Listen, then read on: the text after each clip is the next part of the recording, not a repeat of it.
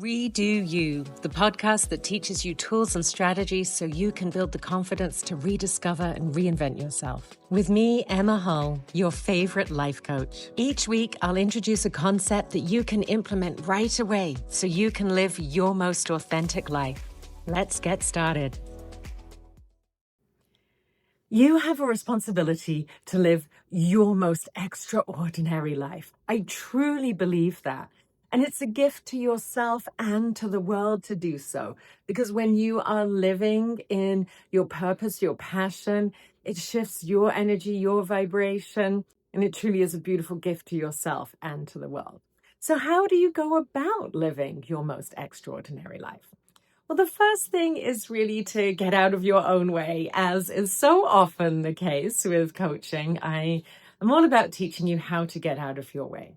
And that really is about looking at the fact that extraordinary is as unique as you are. Avoid comparisonitis. Don't look at yourself as relates to others. Look at what is actually important to you. What gives you passion? What do you enjoy doing? It doesn't matter if someone else is doing the same thing but 10 times more extreme than you. This is about you living your most extraordinary life. So that could be perhaps it's traveling somewhere that you've always wanted to go to, going to Mexico for a week holiday, and that really excites and inspires you. Perhaps it's a passion is about cooking, and so learning to cook different meals and sharing those meals with other people. Maybe you have a gift for math, and so you volunteer as a treasurer for an organization that's important to you. Your version of your extraordinary life is totally valid and important as it is. Your dreams are valid just as they are. So figure out what's exciting to you. One of my clients actually signed up for coaching with me because she was inspired by my email where I shared that I was walking the Camino, and it's something that she's always wanted to do. And then after a few weeks of working together, she decided yesterday on our call that she is going to walk her Camino.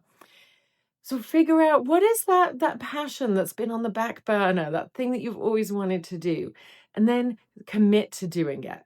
And of course, you're going to break that down into small actionable steps.